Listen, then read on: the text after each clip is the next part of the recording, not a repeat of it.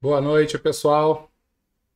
Começando mais uma live de quartas, do nosso querido Centro Espírita Nair Montes de Castro.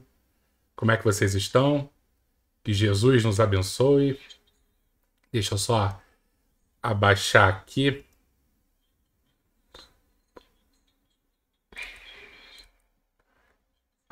Eu estou ouvindo a minha voz, eu tenho que tirar isso. Pronto, agora eu tirei a minha voz, aí eu não estou complicando a minha cabeça aqui. Então, espero que estejam todos bem, né? Mais uma noite nós juntos aqui. E hoje um tema que acho que vocês já sabem, né? Vamos falar sobre Joana de Ângeles, a veneranda Joana de Ângeles, que há tanto tempo faz parte da vida do Espiritismo. E hoje a gente vai conhecer um pouquinho sobre ela, um pouquinho sobre os livros, sobre suas vidas. É tanta coisa legal que a gente vai falar hoje que eu já estou aqui extremamente empolgado. E hoje vocês sabem também que a nossa. Hoje está difícil, hein? Deixa eu ver se.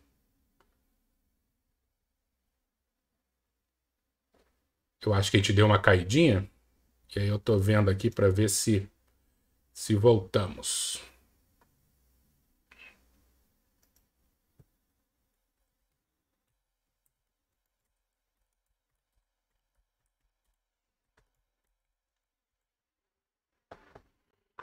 Pronto, eu acho que nós voltamos, hein?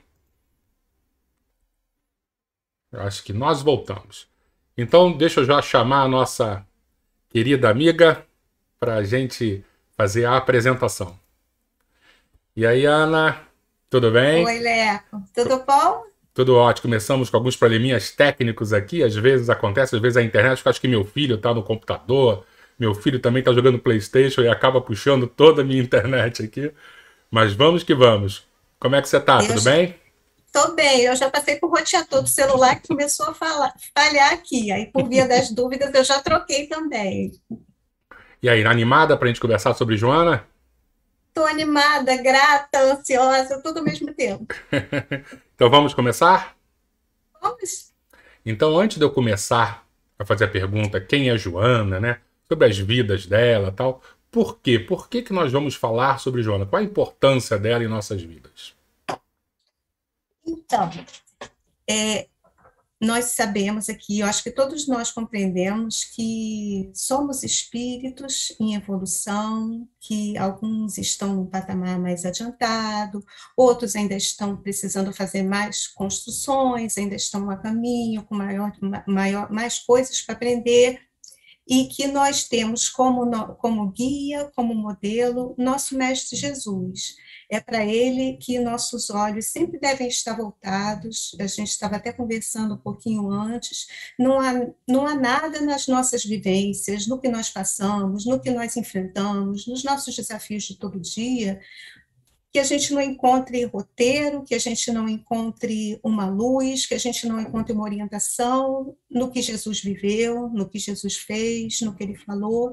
Então, sempre Jesus em primeiro lugar.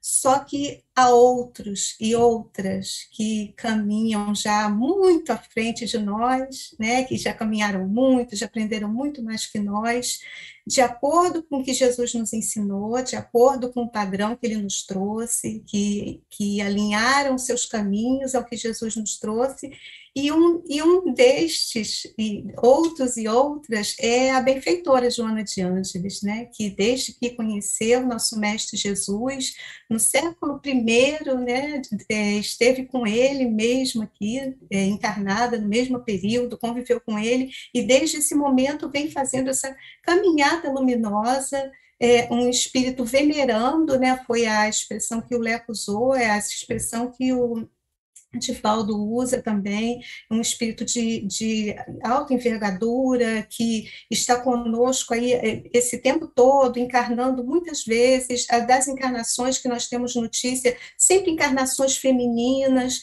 nós vemos um padrão nessas encarnações, sempre o amor ao bem, o ideal, o amor ao estudo, a dedicação aos que sofrem, o acolhimento a todos, e especialmente às mulheres, em várias situações nós vemos isso, um espírito muito dócil, muito amoroso, mas que não se confunda isso com fragilidade, um espírito de grande força, de grande coragem. Nós vemos atos de coragem, né, atos belíssimos, né, nas suas vidas, e uma trajetória belíssima que a gente separou algumas coisas para trazer para vocês, porque imagina, nós temos notícia dela desde o século I, nós estamos em 2021, então como encaixar uma vida desse porte em uma hora, sei lá quanto tempo que dura isso aqui, mas a gente tentou trazer o principal para o que não tem como dizer que é mais relevante, a gente vai trazer o que é possível trazer nesse tempo e todo mundo vai ficar curioso e apaixonado, quem ainda não conhece, e vai buscar os livros, e vai buscar estudar, se aprofundar, porque ela é muito preciosa e ela traz ferramentas muito importantes para a nossa vida. Né? Mas aí eu acho que o Leco vai dar uma ordem para isso, senão eu disparo igual eu faço nos estudos, e quando eu vou ver, eu estou meia hora aqui no meu blá blá blá, então eu vou deixar o anfitrião dar o seguimento aí. O que eu acho legal, Ana, é que eu sou, né, de uma formação de espiritismo baseada, assim, brincando em Emmanuel, né? Então eu sou de uma época de livros do Chico Xavier e Emmanuel para mim, eu leio e eu acho coisas maravilhosas, maravilhosas, maravilhosas. E aí eu fui apresentado, já com 20 e poucos anos, a Joana de Ângeles. E aí você começa a ler, você vê, nossa, que espírito profundo, que capacidade também de perceber, né, a alma humana. Né? Ela tem esse olhar, né, profundo com a gente. E aí é interessante que quando a gente lê o Evangelho, a gente estava falando sobre Jesus, a gente vê o máximo. Né? A gente vê o máximo, a perfeição quase dos sentimentos. E aí quando você vai trazendo, baixando um pouquinho essa régua, sem querer desmerecê-los, mas comparar com Jesus é impossível. E aí você olha, Joana e Emmanuel são espíritos de muita luz e muita sabedoria. Né? Então eu vou perguntar para você, quem é Joana para gente, nós espíritas?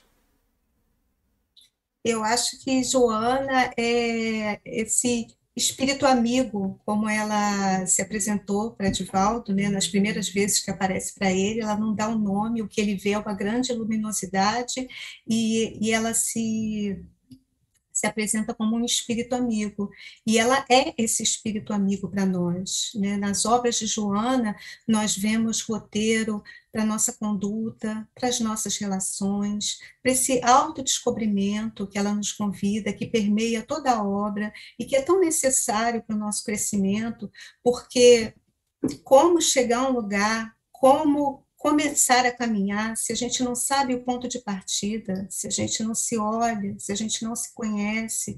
Então, Joana vem trazer isso para a gente, e ela vem trazer de uma forma amorosa, de uma forma quase maternal, esse roteiro que nós precisamos para arrumar em direção a essa felicidade que é possível, mesmo aqui, não lá na frente, não em vidas em que a gente já caminhou mais um pouco, mas para uma felicidade que é possível aqui, encarnados como espíritos ainda em processo de provas ou de expiações, é possível aqui com as ferramentas que Joana nos traz, né? Através da psicologia, de tudo que ela traz para nós, né? E Eu aí acho que você é isso. falou, Ana, que Joana, daqui a pouco a gente vai falar um pouquinho sobre as vidas Tá. passadas de Joana, mas você disse que Joana conviveu com o mestre. Então, na época Uhum. de Cristo na Terra, ela conviveu com ele. E onde então surge essa história de Joana no Espiritismo? Né? Porque a princípio a gente podia olhar, não, ela é um espírito que conviveu com Jesus, mas aí ela vem e se aproxima do Espiritismo. Onde é que surge isso? Olha, a Joana de Ângeles, ela faz parte da equipe de espíritos luminosos que veio trazer o Consolador Prometido, né? Ela fez um trabalho muito grande, inclusive, de ampliação de campos mediúnicos para que as mensagens pudessem chegar através dos médios, as mensagens que foram usadas por Kardec na codificação. Ela vem fazendo esse trabalho também ligado a Ela também participou também com mensagens. Nós temos duas mensagens no Evangelho que são de Joana de Ângeles. Joana de Ângeles não assinou como Joana de Ângeles, assinou como um espírito amigo, que é a forma que ele se apresentou para o Divaldo, que ela se apresentou para Divaldo Franco no começo. Então, nós temos uma mensagem chamada A Paciência e outra chamada Dar-se-á aquele que tem. Eu vou falar para vocês aqui, porque todo mundo lê, mas não sabe que são dela, porque ela assina como espírito amigo. A paciência está no capítulo 9, item 7, e o dar-se-á aquele que tem, no capítulo 18, item 15. Então, ela participa, inclusive, trazendo mensagens muito consoladoras, muito esclarecedoras no Evangelho segundo o Espiritismo, que é tão importante obra, né, porque vem trazer para nós o entendimento da moral do Cristo, o entendimento do que ele falou, a chave para entender as parábolas, para entender muitas coisas que Jesus disse, que se nós não tivéssemos o Espiritismo, não teríamos a chave do entendimento. E Joana está presente nesse processo tão importante para nós. E o que é interessante, quando você está falando, quando a gente pega o Evangelho, você também tem passagens de Emmanuel, né? Então, Sim. tanto o mentor de Chico quanto o mentor de Divaldo, eles participaram da codificação do Espiritismo na época de Kardec, né? Isso é muito legal, saber que esse grupo de espíritos, né? Claro, outros anônimos, outros conhecidos, e que hoje trabalham de forma anônima, continuam trabalhando. Então, a gente diz, porque o Espiritismo está meio órfão, porque Chico morreu. Não existe isso, né? A gente tem aí diversos seres encarnados e desencarnados trabalhando de forma silenciosa para a gente, né? Temos, inclusive, tem a Amélia Rodrigues, e que também nos traz mensagens através do Divaldo, livros belíssimos sobre os personagens do Evangelho, sobre Jesus, e que foi companheira de Joana nesses trabalhos na erraticidade, reencarna, depois desencarna, e hoje também Divaldo recebe lindos livros por ela, são livros belíssimos, na linha do Humberto de Campos, né, que eu sempre lembro do finalzinho do Evangelho de João, que ele fala que ali não está tudo que o mestre fez, porque não haveria livros impossível, suficientes para registrar tudo que ele fez. Mas olha que maravilha, a mediunidade com Jesus traz para nós Amélia Rodrigues, Humberto de Campos, e nós vemos outras coisas que aconteceram, outras coisas que Jesus fez e falou que não estão nos evangelhos. Isso é maravilhoso. E agora aquela pergunta que me deixa muito curioso, que eu gosto de fofoca do além-túmulo. Quais são as vidas, né, de Joana? O que nós temos aí de conhecimento dessas grandes figuras femininas que ela já passou? Então, eu já falei, a gente falou um pouquinho do século I, que ela esteve encarnada como Joana de Cusa. Começando pelo nome, Joana de Cusa, nós vemos o contexto em que Joana se encontrava, porque naquela época a mulher era um bem, era uma posse, então ela se chama Joana de Cusa porque o esposo se chamava Cusa, então ela era Joana que pertencia a Cusa.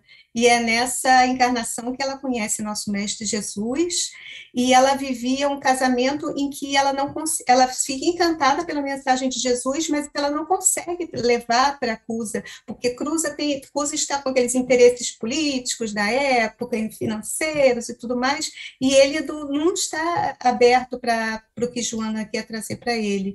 E a Joana procura o mestre, perguntando o que ela deve fazer, porque ela gostaria muito de trazer o evangelho para o seu lar, e para o seu marido. E ele fala que ela ame e que ela viva o evangelho no lar dela como é possível, que ela o ame, que seja da forma que é possível, e permaneça no seu casamento. Jesus aconselha isso para ela. É claro que Joana não precisava se manter casada se ela não quisesse, mas ela faz a escolha de viver o evangelho dentro do lar dela e conviver com Cusa, com muitas dificuldades, e durante esse período, ainda assim, ela consegue estar próxima a Jesus, próxima aos apóstolos, ela inclusive ajuda os apóstolos até financeiramente, até na bolsa comum que eles tinham, para as despesas, né, para se movimentar, para onde iam, né, para o que precisavam fazer. Então, Joana dá essa ajuda desde o começo para os apóstolos, se aproxima muito de João, se tornam muito amigos, tanto que reencarnam juntos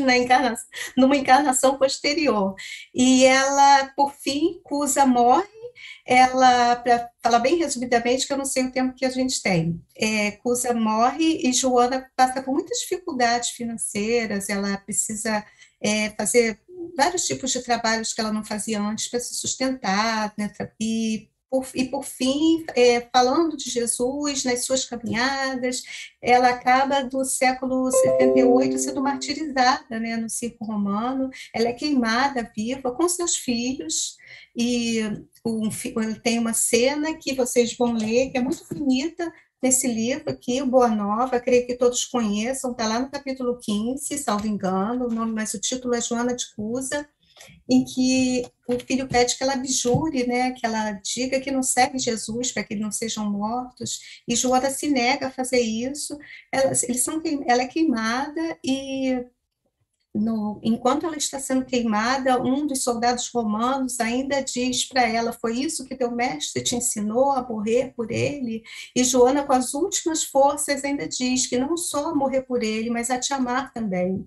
E e ela sente depois Jesus com a mão no ombro dela, né, recebendo, né, e numa conversa anterior ele disse para ela que ela fosse fiel, e ali ele diz que ela foi fiel até o fim, e segue com ela, ela é recebida por Jesus depois que ele se encarna. E é interessante que esses filhos, né, são Divaldo e o Nilson. O Divaldo Franco, que é um médium que nós conhecemos, querido, admirável, e o Nilson, companheiro dele, juntos fundaram a Mansão do Caminho. Eles foram filhos de Joana nessa encarnação. Isso o próprio Divaldo conta para nós em algumas entrevistas, em livros também, naquele Espelhos da Alma, Refletindo a Alma, que tem um capítulo que fala de Joana, um biógrafo fala nisso também.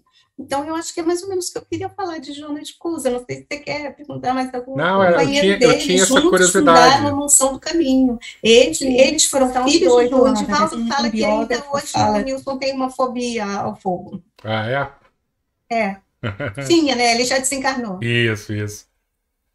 E depois, o que nós temos mais E sobre ela? depois nós temos, aí já é o ano, peraí que eu tenho que ter cola, que o ano, essas coisas eu não sei, esses detalhes todos é com minha preciosa Silvia Orsini, que sabe tudo isso, eu preciso de cola.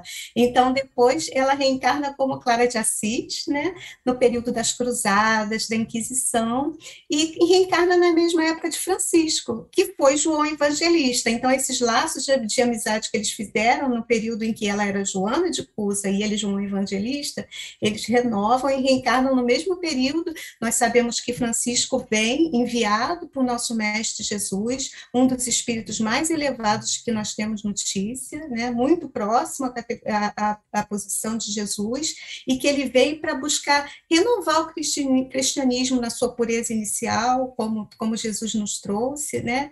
E Clara de Assis vem e dessa vez ela conhece Francisco, se encanta pela mensagem dele, mas se encanta pela mensagem dele porque a mensagem dele é a mensagem de Jesus. E ela é uma moça que tem condições financeiras, que é rica, é de uma boa família, de uma família nobre, mas em algum momento ela rompe com tudo isso porque ela quer vivenciar a mensagem de Francisco como ele trouxe na simplicidade, na pobreza, sempre lembrando que não é um culto à pobreza, a privação das coisas, na verdade é uma forma de expressar uma oposição a todo aquele luxo, aquela riqueza com que se vivenciava a religião naquela época, né, a religião dominante. Então, é nesse sentido que se fala da pobreza, não é um culto à miséria, à privação. Pelo contrário, é simplicidade, né, a simplicidade que é tão boa, né?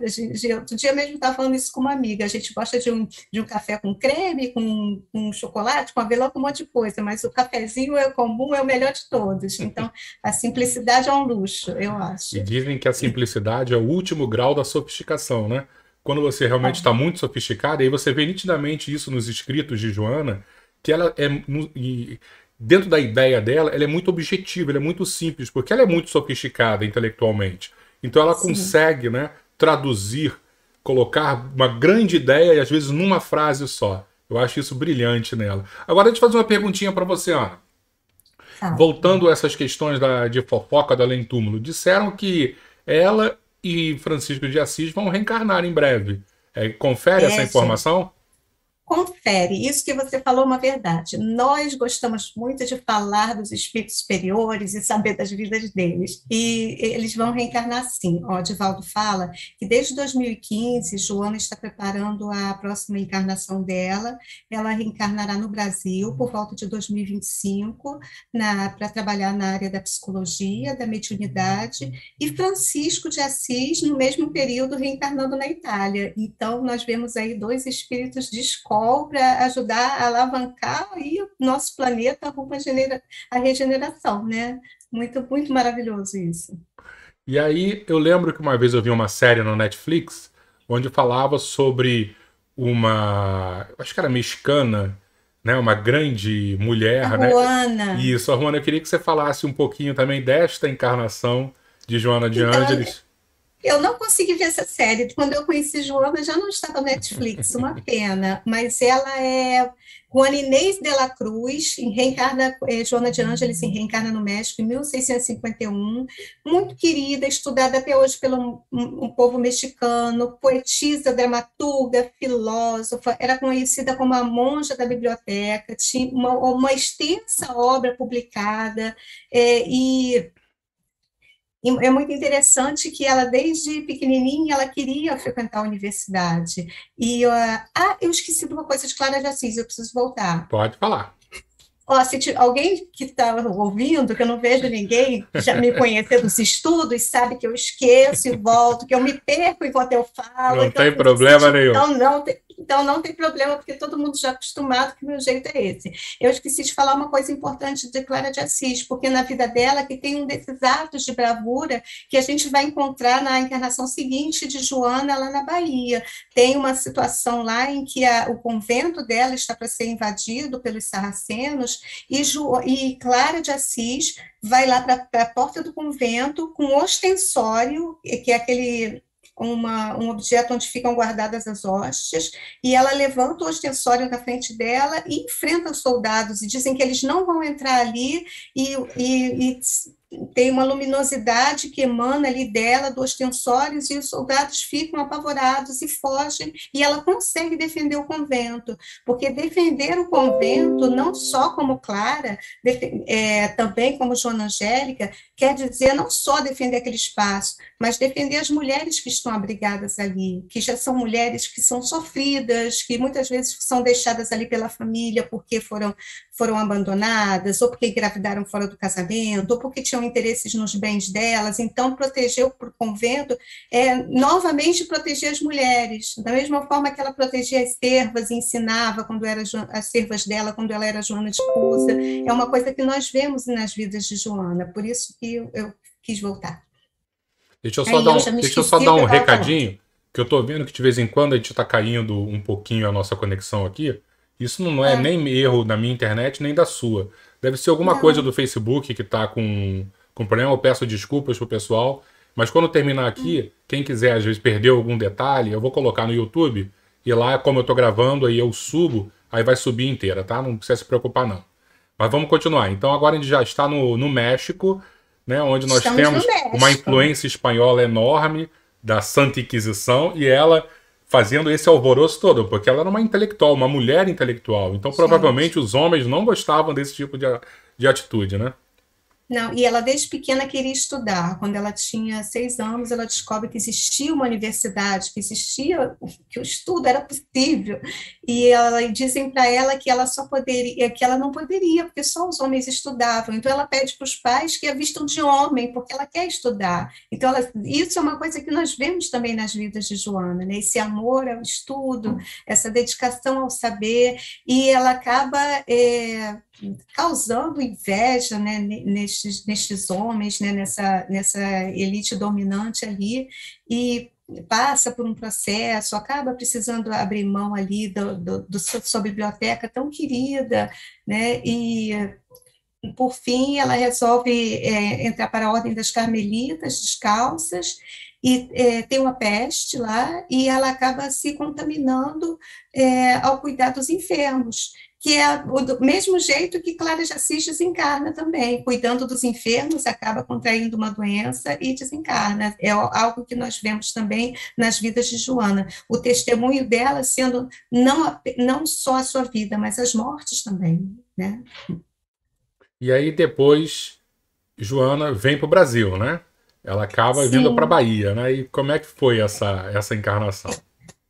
Então, essa é uma encarnação assim, que é o meu xodó. E é interessante porque ela vem para o México, então já vem ficando próxima aqui da nossa língua, né?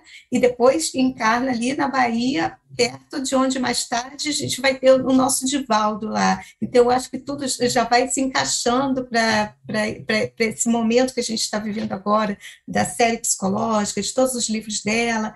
Então, ela é em 1761 que ela reencarna como Joana Angélica de Jesus. Ela passa por vários postos ali do convento, escrivã, noviça, conselheira, vigária, e sempre acolhendo as mulheres, fazendo esse trabalho dedicado que ela sempre fez, de muito estudo, de muita caridade. E ela é uma mártir da independência do Brasil e da independência da Bahia, que eu não sabia. Eu aprendi pesquisando de Joana, que a independência da Bahia ocorreu antes da independência do nosso país, né? Ou depois. Agora eu me perdi completamente, mas eu sei que não foi ao mesmo tempo. E nessa questão da independência, a Joana abrigou no convento não só essas moças que ela sempre protegeu, mas os rebeldes da independência, né, os que estavam lutando pela independência do nosso país. E quando chegam os portugueses para invadir esse convento, não só para roubar, não só para abusar das mulheres, mas também para buscar esses rebeldes, ela tem outro ato como aquele que ela fez, que realizou como Clara. Ela fica na frente do convento e diz que eles não vão entrar, que eles só entrarão passando por cima do cadáver dela. Só que esses soldados portugueses não se amedrontam como os sarracenos lá em mil e pouco. Eles assassinam Joana, né, com uma baioneta. E ela morre ali às portas do convento, mas quando ela morre, eles ficam tão chocados que ficam ali sem saber o que fazer, e nesse meio tempo os rebeldes e as moças conseguiram sair por uma passagem lá pelos fundos, e nenhuma moça é maltratada pelos portugueses, e os rebeldes também não são presos. Agora eu vou É, dar uma guinada, Ana, porque a gente tá. falou das vidas dela, mas aí eu vou dar um exemplo interessante. Quando eu pego alguns livros de Divaldo, e aí ele escreve muito com Manuel Filomeno de Miranda, você tem um linguajar próprio, né, uma abordagem única. E aí quando você começa a ler os livros de Joana, você já tem uma abordagem que é muito psicológica. De onde vem, né, essa visão psicológica dela? E aí mais uma fofoca de além-túmulo. Eu já ouvi que ela tinha uma relação muito próxima de estudos com Jung. Isso é verdade? Então, olha só, a Joana de Ângeles, ela faz parte de uma equipe de espíritos que tem como compromisso, como missão, modificar o pensamento humano. Então, eles vêm preparando espíritos que vêm trazer o novo para nós, como Jung. E Joana fez parte da equipe que preparou a encarnação de Jung. Por isso que ela tem essa propriedade para escrever sobre a série psicológica, que é uma coisa que foi questionada, né, por que ela, como que ela fala de psicologia, como que ela sabe psicologia, se as últimas encarnações dela foram como religiosas, né? Divaldo pergunta para ela, como minha irmã? Ele pergunta, o que você deseja, minha irmã? Eu desejo fazer uma ponte entre a psicologia e a doutrina espírita. Aí ele pergunta, mas como se a senhora não estudou psicologia? Aí ela fala, Divaldo, essa pergunta não cabe para alguém que conhece a reencarnação. Você sabe que o conhecimento vem de cá para aí. Então, ela narra que ela fez, preparou todos esses espíritos, e a gente lembra que como foi na época do codificador também, né, que encarnaram muitos espíritos de escola para alavancar o progresso da humanidade, para preparar toda aquela situação para que o Consolador prometido pudesse florescer. E agora, Joana faz parte desse processo aí e preparou a encarnação de Jung. Ela e a sua equipe, né, concorreu para o preparo, não só dele, mas de muitos outros, mas o Divaldo fala da reencarnação de Jung. Então, ela tem muito conhecimento, ela passa 50 anos na espiritualidade, estudando psicologia, psiquiatria, antes de começar a trazer para nós a série psicológica.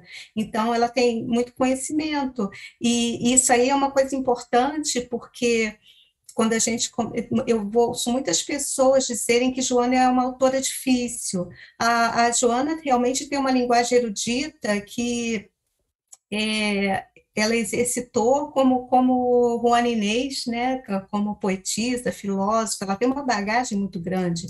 Então, ela é uma escritora erudita, realmente, como Emmanuel também é, Sim. né? Como Emmanuel também é. Então, o que eu aconselho para quem vai pegar Joana, que eu aconselho que todos hoje corram para pegar alguma coisa de Joana para ler, é se aproximar do texto dela com humildade e determinação. Por que a E o humildade? dicionário, né? E o dicionário. Por que humildade? Porque quanto mais elevado é o espírito, mais conhecimento ele tem, mais ele vai dizer com poucas palavras, né? Então, você vê, Jesus diz uma frase, a gente está até hoje desdobrando essas camadas, encarnações e encarnações, e a gente cada vez vai enxergar mais coisa, é uma capacidade que eles têm. Então, se vai se aproximar de um parágrafo da Joana, você tem que ter essa humildade de saber que na primeira leitura você não vai pescar tudo, nem na segunda, nem na terceira, mas o que você conseguir trazer para a tua vida vai fazer diferença na sua vida. E determinação, porque, como o Leco falou, bota o dicionário do lado, se dedica, se o que nós buscamos é evolução, faz parte do processo da evolução também, a gente construir essas habilidades, essas capacidades. E Joana até nisso nos ajuda, né? Deu, acho que uma caidinha agora. Deixa eu só dar uma esperada, que ela Ai, tá sempre voltando, né? Mas vamos esperar uns 10 segundinhos aqui, porque eu acho que volta. Mas quando você que fala pena. desse linguajar de Emmanuel e Joana, né? Eles seguem ao pé da letra a passagem do Evangelho, onde Jesus diz que acho que voltou aqui. Eu tô dizendo para Ana, quando a gente lê Emmanuel e Joana, eles seguem ao pé da letra o que o Cristo Consolador nos explica, né? Nos aconselha no Evangelho segundo o Espiritismo. Amai-vos e instruí-vos, né? O amor em primeiro lugar e a instrução, né? Você ler bem, você entender as palavras, saber se comunicar bem, porque isso é muito importante. É claro que você não vai deixar de entrar no céu fazendo uma brincadeira porque se você for ignorante. Não é isso. Mas é muito importante para as pessoas, para a humanidade como um todo, evoluir nesses dois aspectos. Né? O primeiro, o amor sempre, mas também ter a paixão pela educação, a paixão pela instrução. Isso é muito sábio. E aí vou fazer uma perguntinha para você, Ana. Porque a gente está falando da psicologia de Joana de Ângeles, esse contato que ela tem com. Teve, né? E deve ter, né? Até hoje deve ter com Jung. E ela fala muito nos livros dela sobre o autoconhecimento. E algumas vezes ela usa uns termos, né? Que são esses termos da psicologia analítica de Jung. Fala sobre sombra. E aí eu queria entender um pouquinho qual o papel da sombra, e você pudesse explicar um pouquinho o que é essa sombra, para a gente conseguir alcançar esse tão precioso autoconhecimento. Então, vamos lá. A sombra é tudo aquilo que a gente não quer ser, tudo aquilo que a gente não quer admitir em nós. Ela é formada do nosso passado, do que nós construímos no nosso passado, dos nossos hábitos no passado que não eram muito legais. Então, eu vou explicar um pouquinho e dar alguns exemplos para ficar claro. Então, nós temos essa sombra em nós, que é algo que nós não queremos olhar, não, muitas vezes não temos consciência, mas está ali e tem uma força, tem uma energia. Então, vai vazar, entre aspas, na falta de uma palavra melhor, para os nossos atos. Então, vou dar um exemplo para ficar mais claro. Digamos que eu tenha uma sensação de inferioridade em mim, de pouco valor. Então, eu cheguei aqui hoje e quando o Leco abriu a câmera para mim antes para a gente falar, ele falou assim, Ana, oi Ana, tá tudo bem? se eu tivesse isso em mim e não percebesse, pode ser que eu pensasse, eu acho que o Leco já está arrependido de eu ter me chamado. Ele perguntou se está tudo bem, porque ele está achando que eu não estou bem. Eu acho que ele não está com confiança em Ele mim. deve ter reparado em alguma coisa, né? E agora eu também não estou com confiança em mim. Ou então, por exemplo, digamos que a gente esteja num grupo de estudo e você está ali trocando, comentando evangelho, tudo bem, no seu grupo que é conhecido, aí entra uma pessoa diferente ali, que nunca estudou contigo, um colega de outro grupo de estudo, seja lá o que for, aí na mesma hora eu me enrolo toda, eu já não sei mais o que eu vou falar, eu esqueci tudo. Por que aquela pessoa me deixou insegura? O que eu tenho em mim que eu acho que não é bom, então eu preciso me mostrar melhor do que eu sou? Tem vários exemplos que a gente poderia dar, por exemplo, alguém olhando para mim pro meu, olhando para minha calça, assim, achando minha calça bonita, e eu pensar que ela está achando que eu estou feia, que eu estou mal vestida. Estou dando uns exemplos bem bobos para Sim, a mas gente eu só entendo. para Então, poder visualizar. esse é o peso da Então, sombra, né? tem coisas em nós que a gente não conhece e que nos movem. Então, não tem como você fazer um processo de crescimento sem você fazer o processo do autoexame e do autoconhecimento. Então, quando a gente tem essas reações emocionais que são fortes, quando a gente sai da nossa boca coisas que a gente nem imaginava que ia dizer, por exemplo, em vez de você dizer vai com Deus, você dizer já vai tarde, então isso é um ato falho. Então, são coisas assim que demonstram que tem algo em nós que a gente não conhece e que precisa ser o nosso ponto de partida para a gente conhecer. E quando a gente começar a se olhar, o que vai acontecer? A gente vai ver coisas que a gente não vai gostar. Pode ser que a gente veja um orgulho, pode ser não, sem dúvida vamos ver. A gente vai ver um orgulho, uma inveja, uma vaidade, uma sensação de inferioridade ou uma arrogância. A gente vai ver todas essas coisas. Então, quando a gente vê isso, nos choca, isso nos machuca.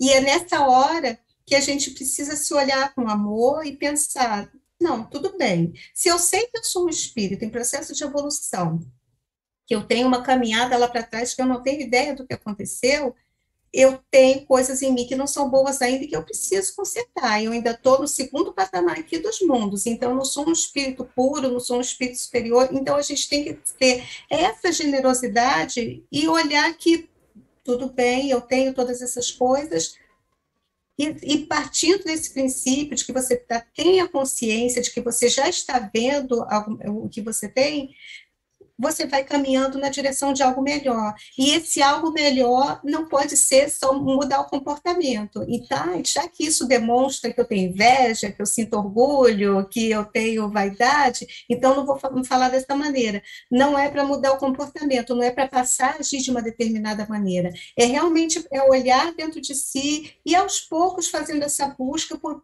uma construção de algo melhor, porque nós sabemos que Jesus nos diz para nós amarmos o próximo como a nós mesmos. Mas se você olha para essas coisas e essas coisas fazem você se martirizar, se machucar, se maltratar, você não está se tratando com amor, você não está tendo amor por você. Se você não tem amor por você, você não tem condição de ter amor pelo outro. Então, tudo começa em nós. Então, é possível que no patamar em que a gente se encontra, o que a gente consiga fazer agora seja se conhecer e nos conhecendo, passar a nos amar, a ser generosos conosco, sermos bondosos, para daí a gente chegar no outro, porque se você não tem em você, nem para você, você não vai ter para oferecer para o outro. Então, passa, e isso passa por essa sombra que a gente não quer olhar. Tem uma música do Gilberto Gil que eu gosto muito, que eu sempre falo nos estudos, eu acho que ela é belíssima e inspirada, que é Se Eu Quiser Falar com Deus. Tem um pedacinho que ele fala assim: tenho que me ver tristonho, tenho que me achar medonho, e apesar do mau tamanho, alegrar meu coração. Então, a gente, quando enxerga a nossa sombra, enxerga o que é feio em nós, a gente se vê tristonho, medonho, mas ainda assim a gente se alegra. Por quê? Porque nós estamos em processo de crescimento. E ver é o primeiro passo para crescer. Se você não vê, como eu falei, nós não temos nenhum ponto de partida, né? E esse ponto de partida é essa sombra que nós temos em nós. E que a gente ignora mesmo, tem que olhar, tem que prestar atenção para a gente conseguir enxergar. Que lindo. Acho que Gostei era isso que muito, eu queria Ana. falar. Gostei muito. Eu quero fazer só uma última perguntinha para você, porque o nosso tempo já está chegando no final. E a gente sabe que na nossa casa espírita, nós temos algumas reuniões que eu gosto de chamar de evangelioterapia, que é tratamento espiritual, eu gosto de evangelioterapia. Porque a gente lê muito sobre o evangelho, e como a gente estava falando antes de iniciar, né, Jesus é a nossa bússola. Quando a gente segue esse caminho, a gente acaba tendo uma segurança maior, porque a gente se É, liberta. pô, Oi. posso falar uma coisa que eu me esqueci, que eu acho que é Sim, sim, importante? lógico. Desculpa.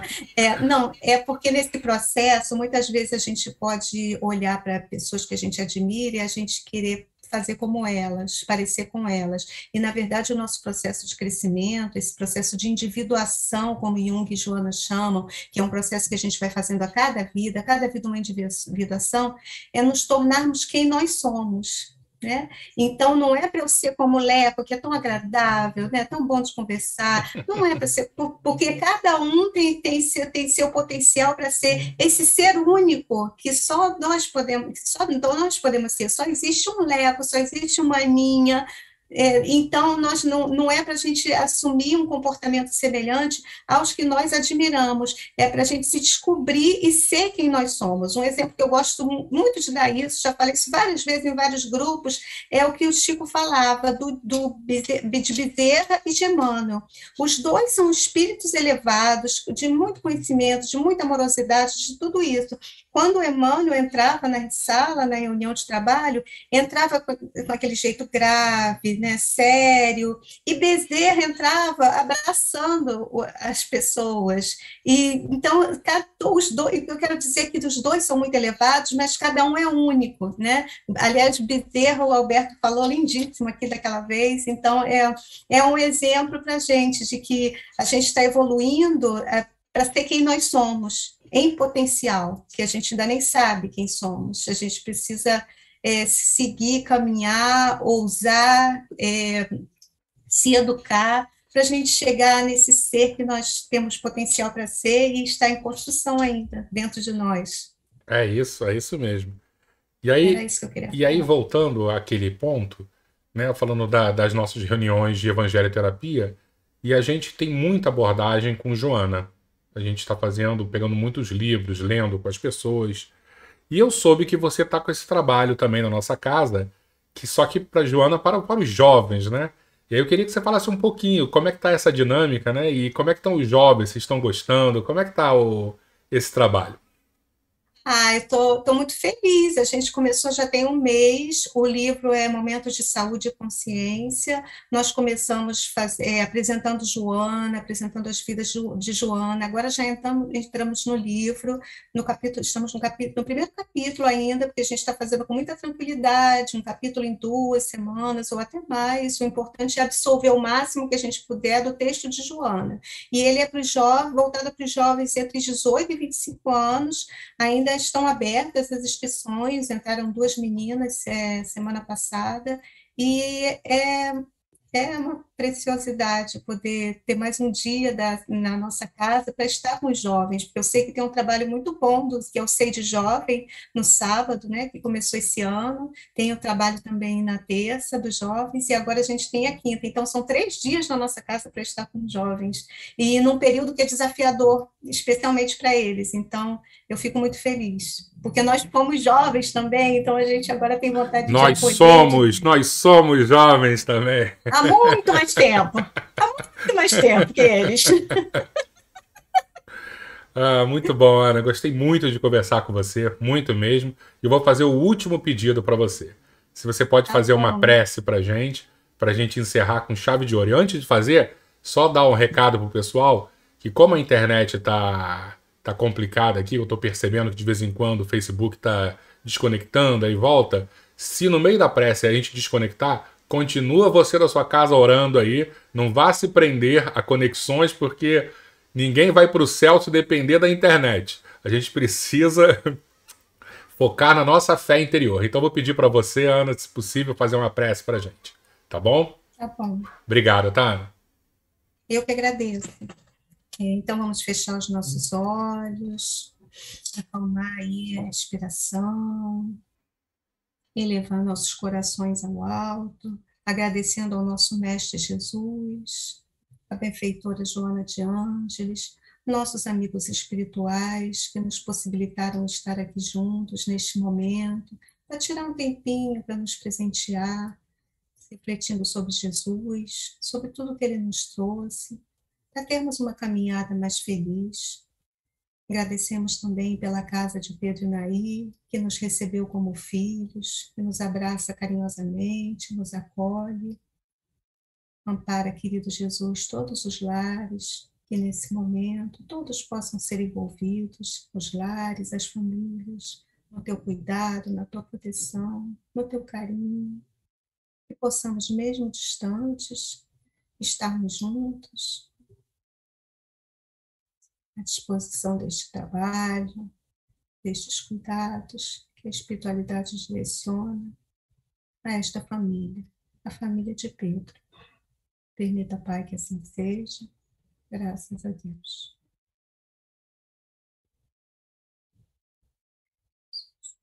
Muito obrigado, Ana. Que Jesus Obrigada. nos abençoe e abençoe a todos que estiverem aqui conosco, assistindo, depois vão assistir também. Quem não nem souber que existe essa live, que a gente está precisando muito dessas bênçãos. E que Joana venha rapidamente nos ajudar aí com as suas palavras, com a sua educação, né, com a sua instrução. A gente está precisando disso. O mundo está precisando dessas almas nobres. Obrigado, tá? Beijão para você. Fica com Deus. Depois a gente conversa. Beijo. Vamos despedir do pessoal aqui. Pessoal, obrigado mais uma vez, tá? Peço mil desculpas porque hoje a conexão estava um pouco intermitente. Eu já fui... Tô sendo até repetitivo, mas eu fico extremamente tenso quando essas coisas acontecem, por mais que fuja ao nosso controle, mas eu sou virginiano e eu gosto das coisas perfeitas, né? Mas vamos ver, então, se depois eu vou assistir para ver se a gente perdeu muito. Mas quem depois quiser, entra lá no YouTube, que eu vou subir daqui a pouquinho, e aí vai conseguir assistir a live inteira. Obrigado a todos, que Jesus nos abençoe e que possamos realmente, né, estar juntos desse ideal cristão, que é o amar. Amar a Deus sobre todas as coisas e ao próximo somos nós, né? É o vizinho, é o distante, né? É isso que a gente precisa. Beijo em todos, fiquem com Deus. Até a próxima quarta-feira, na próxima live.